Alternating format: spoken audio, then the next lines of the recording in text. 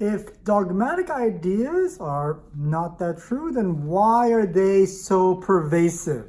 We talk about it here in chapter 6 of Freud's The Future of an Illusion. Hello. Welcome to Chez Eric, where we talk about psychiatry and religion with a focus on how to apply it to your life. Today we'll be talking about Freud's The Future of an Illusion, chapter 6, where guess what? He actually talks about the word illusion. He uses the word illusion, so very exciting. But before I get into that, I do want to talk about what happened in chapter 5. And if you haven't seen the previous videos, do watch them. I think I made a playlist, so do check that out. So you'll want to watch them because we build on things. With chapter 5, he introduced the idea of dogma, right? And in particular, he kind of said dogma isn't something that we can really have good evidence to believe. And if we can't have good evidence to believe it, then, well, why should we believe it? Why is it so pervasive in our lives? And he kind of focuses on demonstrating why dogma is not authentic. It's not really true, or it's hard to prove that it's true. And then he reserves the question of why it's so pervasive, even though we can't really prove that it's true, for chapter 6. So that's what this chapter is talking about. Typically, dogma or religious belief is something where people would say, if you take the time to reflect on yourself, to seek out the answer, to observe, humanity and reality and things like that, you will come up with the same conclusion as the religious dogma. And Freud says, no, that's not how it actually works. He says, the way religion works is that it's actually wish fulfillment. That people have a desire and therefore they want to believe in religion because it satisfies their wishes. In particular, he goes back to the relationship between parents, that as a child, when you were anxious, you really wanted, you had a parent that took care of you and alleviated your anxiety. But as you grew up as an adult, you no longer had that parent to take care of you. So then he would say you created God to take care of you, to give you the wish fulfillment of wanting that benevolent God to love you and care for you and things like that. And it's really driven by this wish fulfillment for a belief in, for relieving that anxiety. He says that is the core of these religious dogmas and religious ideas. He goes on to kind of clarify what is an illusion, and he has two examples.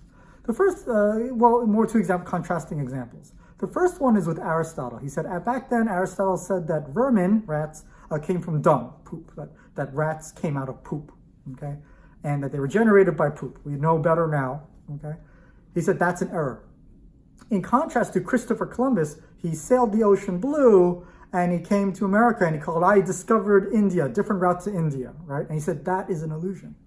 So what is the difference between the two? Well, for Aristotle didn't have a desire for rats that come from poop. He was just making an observation and he had a theory.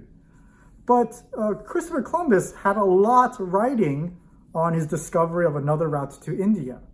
So he had kind of a bias to want to believe that it's India, and therefore the fact that he said he went to India was an illusion.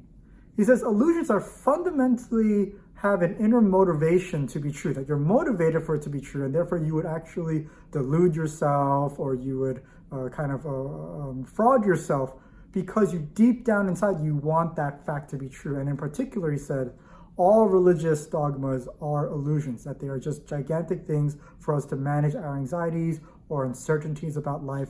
Remember chapter, I think 1, where it talks about, the anxieties of nature, and nature can destroy you at any moment, but you need culture, and culture tells you to, be against you because it makes you do things you don't want to do. So religion helps relieve those anxieties, and that's why we believe in them.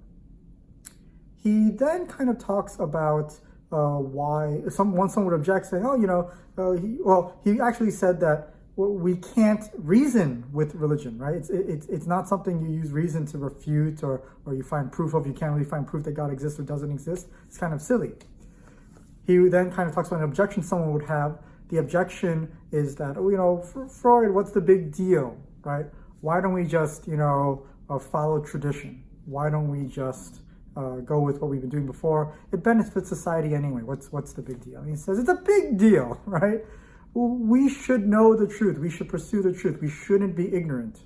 He said, ignorance is ignorance, all right? I don't care, right? I don't care how much it benefits society. We need to know the truth. We need to have high standards for truth, because if we don't, then we were really just deluding ourselves, we're really just fooling ourselves, and no good can come of that. He then kind of goes on to say that this particular work was not meant to prove or disprove whether or not religion is true. It's just to demonstrate that religion, he says, religious ideas, religious dogmas, is just one gigantic wish fulfillment. So that's chapter 6. That's kind of interesting, all right? I find that to be true in many respects, although possibly untrue in other respects. There is a component of religion that is wish fulfillment, all right? And there is this idea that, who doesn't want an all-powerful, loving God that's taking care of you, that's watching out for you specifically, all right? And that's something that needs to be acknowledged and sort of understood. Because if your understanding of God, or if your belief in God is just this wish fulfillment, right, then is that actually God? Is that actually preventing you from understanding God? And that actually, believe it or not, is the core of what this channel is about. For me, I've studied psychiatry for X amount of years, and I've been very passionate about religion, to understand religion for X amount of years, and I see them intersecting, and I see them intersecting in this way. And the way that they're intersecting is that there is a psychological component to the way we interact with the world, which includes religion. And this includes wish fulfillment, this includes defense mechanisms, this includes depression and psychosis and personality disorders and a whole slew of other things.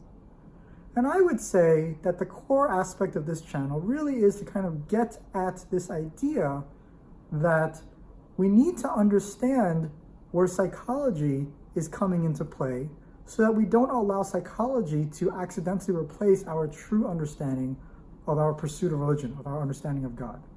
I believe in God. I understand and recognize my bias. If you don't believe in God, that's perfectly cool too. You have your own reasons, but there's also some form of a bias there. And I would like to live in a world where we can recognize the psychological components of why we believe what we believe, why we understand what we understand, so that we can kind of say, okay, this part is not God, this part is God, and I can kind of understand that more and pursue that more. Because if I'm going to pursue an understanding of God, it cannot be a placebo effect. It cannot be a wish fulfillment. It cannot be a defense mechanism. It needs to be something more.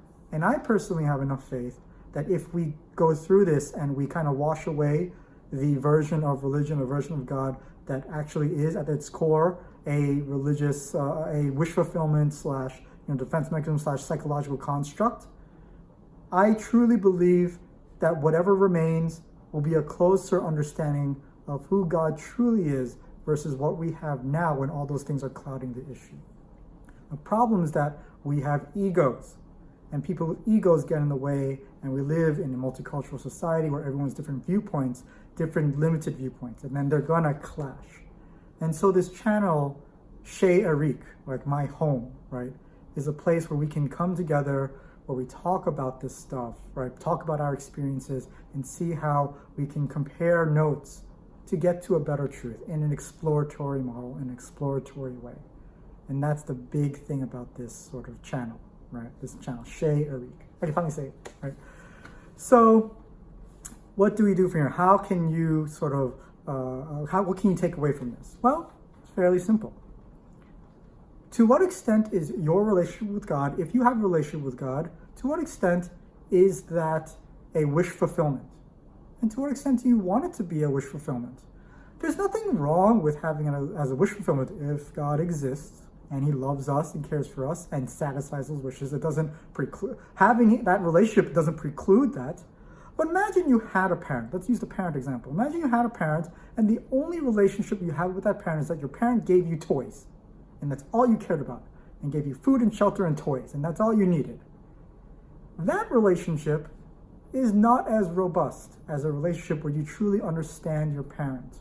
You truly understand your mother and your father for everything that they are, why they, gave birth to you, why they created you, why they bother taking care of you when you don't offer any clear economic advantage to their household, right? And understanding that is actually far better than any wish fulfillment that could come, because it creates a greater relationship with your parents. And so I would encourage you to just ask yourself, where are you with your relationship with God, if you have a relationship with God, right? And is that wish fulfillment? And if you don't believe in God, that's cool too. I guess I would simply ask you, how do you relieve the anxieties, the existential anxieties of this world, of this life, right? How do you overcome that? You don't have to use God, but people use different things, and share that. Share in the comments below. Comments, please. Okay. Thank you very much for your time. We'll be going through the next 4 chapters after this one. Or is it 3? 7, 8, 9? No, 4. So yeah, do like and subscribe if you like this content. Let me know what your thoughts are. Hit the notification button, and I will see you next time. Bye. We are pretty much over halfway through now. This is really exciting. I wanted to take the time to thank you very much for watching these videos. Thank you very much for liking, subscribing, commenting. It really means a lot to me. I'm trying to do something for this world. It's great, grand vision. But at the end of the day, it's about you, right? It's about you and me, and I'm trying to share something with you, and I want to create that relationship with you. And I want to thank you very much for taking the time to watch my videos. I know it's 10 minutes long. You could be doing something else. I mean, you got Taylor Swift, and you have other things to watch, and you have there's a lot of magic shows, right? You can watch those too, with Penn and Teller, or the other one I saw, America's Got Talent, right? Lots of magic shows, people with bow ties as well. So thank you for watching this channel this time. Thank you. All right.